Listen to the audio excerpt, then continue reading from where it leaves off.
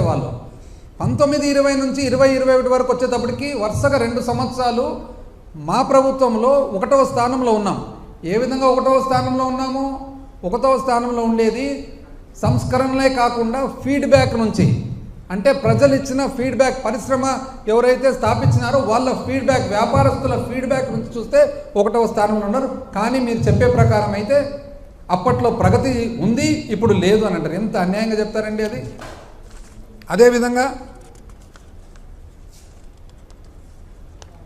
Diversion of funds through ఎంత అండి? ఇప్పుడు ఏ విధంగా డైవర్ట్ చేసినారండి? ఇప్పుడు లిక్కర్ ఏదైతే అమ్ముతామో ప్రభుత్వం లిక్కర్ సేల్స్ చేసినప్పుడు దాంట్లో ఒక 6-7 రకాల కాంపోనెంట్స్ ఉంటాయి. ఒకటి లైసెన్స్ ఫీ, ఒకటి ఎక్సైజ్ డ్యూటీ, ఒకటి అడిషనల్ ఎక్సైజ్ డ్యూటీ, ఒకటి ప్రివిలేజ్ ఫీ, ఒకటి ఏఆర్ఈటీ, ఒకటి ఆర్ఈటీ, ఒకటి స్పెషల్ మార్జిన్, అదర్స్.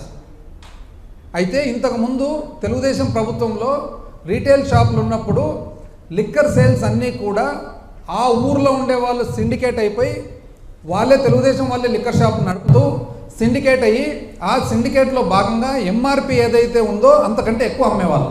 అంటే ఉదాహరణకు ఒకవేళ బియర్ బాటిల్ ఒకటి 100 రూపాయలు అయితే ఒక 10 రూపాయలు 20 రూపాయలు వాళ్ళు సిండికేట్ చేసుకొని ఆ ఊర్లో ఎక్కువ అమ్మేవాళ్ళు.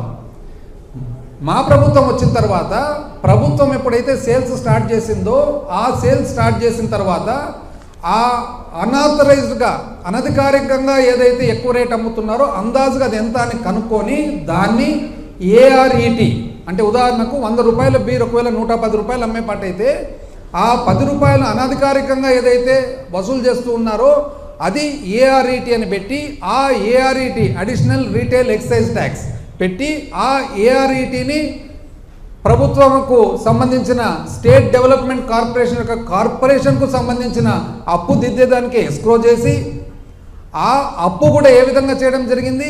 అది చట్టపరంగా అసెంబ్లీలో చట్టం చేసి చేయడం జరిగింది. ఆ అప్పు కూడా దేనికి? కేవలం 4: రైతు భరోసా, అదేవిధంగా ఆసరా, అదేవిధంగా చేయూత, అదేవిధంగా అమ్మఒడి. కేవలం 4 కార్యక్రమాలకు మాత్రమే. అంటే ఒక మందు సీసా అమ్మితే మందు సీసా మీద అనధికారికంగా ఎవరైతే సంపాదిస్తున్నారో అనధికారికంగా సంపాదనను అధికారికంగా తీసుకొని ఆ డబ్బులతో మాత్రమే ఈ 4 మంచి స్కీములు జరిగితే దాన్ని అన్యాయం అండి అని అన్నారు. మరి ఈరోజు మేధావులు కదా, మేధావులు అయితే మరి ఏ విధంగా మీరు 2 నెలలు అయినా కూడా ఇంచుమించు అదే సేల్స్ నడుపుతున్నారండి? ఎందుకు నడుపుతున్నారు అదే సేల్స్? అదేవిధంగా స్టేట్ ఫైనాన్షియల్ కార్పొరేషన్ ఏదైతే పెట్టినారో ఏమన్నారు? Rerouting, diversion of funds. Maritime board, Streenidhi, mineral development corporation, ఇటువంటివి ఎన్నో సంస్థలు. వాస్తవానికి ఈ సంస్థల్లో ఏవైతే డబ్బులు ఉన్నాయో ఆ డబ్బులన్నీ కూడా అవి బ్యాంకుల్లో పెట్టేవాళ్ళు, అవసరానికి మాత్రం వాడుకునేవాళ్ళు. బ్యాంకులు ఏదైతే పెడుతున్నారో ఆ బ్యాంకు బదులు స్టేట్ ఫైనాన్షియల్ కార్పొరేషన్ సర్వీసెస్ అని చెప్పి ఒక కంపెనీ ఫ్లోట్ చేసి, ప్రభుత్వ కంపెనీ, ఆ కంపెనీలోకి తీసుకొని ఆ బ్యాంకు కంటే కూడా ఒక 0.5% ఇంచుమించు ఎక్కువ వడ్డీ ఇస్తూ ఆ డబ్బులను ప్రభుత్వ ఖర్చులకు వాడడం జరిగింది. తప్పేముందండి దీంట్లో? ఏం తప్పుంది? అంటే బ్యాంకులో పెట్టినారు, బ్యాంకు బదులు ఒక 0.5%, ఒక 0.5% ఇంకా ఎక్కువ వడ్డీ ఇవ్వడం జరిగింది.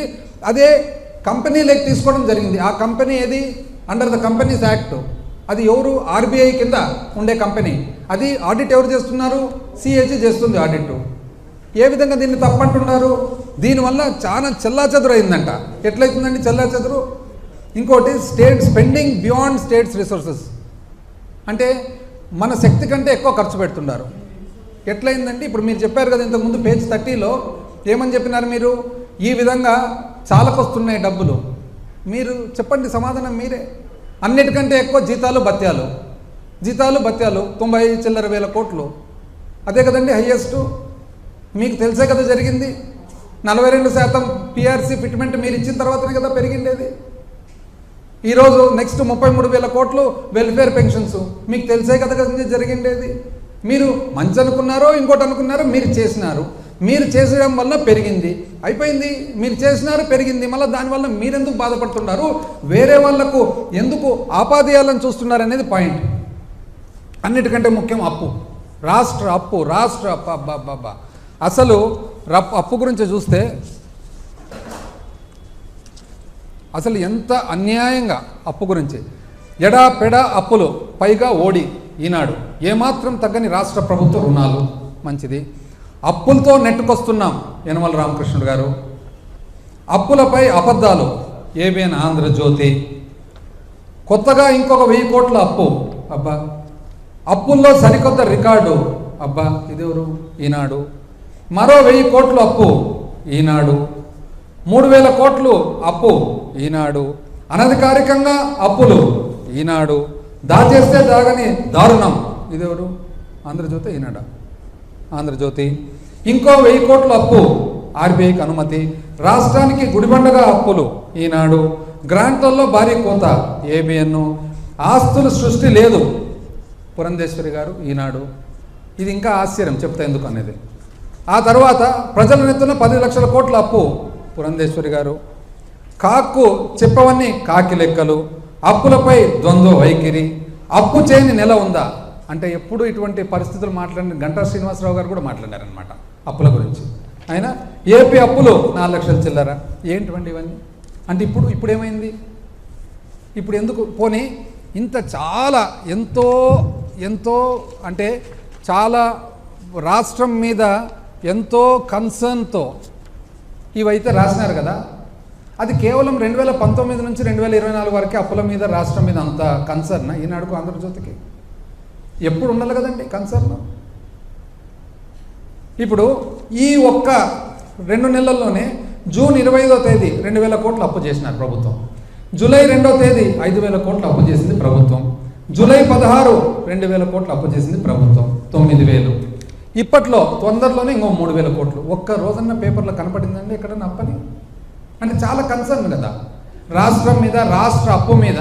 2019లో కన్సర్న్ స్టార్ట్ అవుతుంది మనకు, చాలా ఇది ఆవేదన స్టార్ట్ అవుతుంది. 2024తో ఆవేదన బంద్ అవుతుంది. ఇప్పుడు అసలు లేదే. అసలు నిజం చెప్పాలంటే 5000 కోట్ల అప్పు అనేది ఎప్పుడు జరగలేదు రాష్ట్ర ప్రభుత్వంలో. 2 సార్లు జరిగినది. ఎప్పుడు తెలిసిన? మొన్న టీడీపీ ప్రభుత్వంలో జూలై 2, 2024 5000 కోట్లు. మళ్ళీ అంతకుముందు ఏప్రిల్ 5, 2019 ఎలక్షన్ల సమయంలో ఇంకా తెలుగుదేశం పార్టీ ప్రభుత్వం ఉండగా 5000 కోట్లు. అప్పట్లో అప్పులండి మే 14, 2014 2000 కోట్లు. సెప్టెంబరు 2000 కోట్లు. సెప్టెంబరు 2000 కోట్లు. 2019 1000 కోట్లు. 5000, 500, 500, 5000, 2500, 1000. అప్పుడు ఎందుకు రాయలేదండి అప్పుల గురించి? ఇప్పుడు మన మీద మనకు అంత కన్సర్న్ ఉన్నప్పుడు అప్పుడు రాయాలి, ఇప్పుడు రాయాలి కదా రాష్ట్ర అప్పుల గురించి. అంటే మేము చేస్తేనేమో అప్పు, తెలుగుదేశం చేస్తేనేమో నిప్పు. అంతే కదా అర్థం. అంటే 5000 కోట్ల అప్పు ఒకటే రోజు 2 దఫాలుగా 2 సార్లు ఈ రాష్ట్ర ప్రభుత్వ చరిత్రలో చేసినప్పుడు ఏ ఒక్కరోజు పేపర్లు ఎవరు రాయలేదే. చాలా కన్సర్న్. అసలు అప్పు ఏమైపోతుంది? అప్పు అసలు వాస్తవం ఏమండి? అప్పు నిజం చెప్పాలంటే అప్పు లెక్క చూసుకుంటే గత ప్రభుత్వంలో ఆ 5 సంవత్సరాల్లో పరిమితి, అప్పు ఎట్టంటే అట్లా చేస్తే దానికి కుదరదు, పరిమితి ఉంటుంది. కేంద్ర ప్రభుత్వము ఆర్టికల్ 293 293 కింద పరిమితి ఇస్తుంది. ఆ పరిమితిలో భాగంగా పొరపాటున అప్పుడు వాళ్ళు లెక్క చూసుకోక ఆ 5 సంవత్సరాల్లో 28,000 కోట్ల అప్పు పరిమితి కంటే ఎక్కువ చేసి ఆ అప్పును మనం ఈసారి దిద్దుతున్నాం ఈ ప్రభుత్వం. ఇది ఎవరన్నా చూస్తున్నారండి? ఎంత అన్యాయంగా చెప్తారండి అప్పు గురించి. అసలు దాన్ని చెప్పేటప్పుడు కూడా ఎంతో కొంత ఒక లాజిక్, ఒక మీనింగ్ లేకుండా చెప్తానండి. ఎన్నిసార్లు అసలు ఎంతమంది ప్రశ్నలు వేసినారు.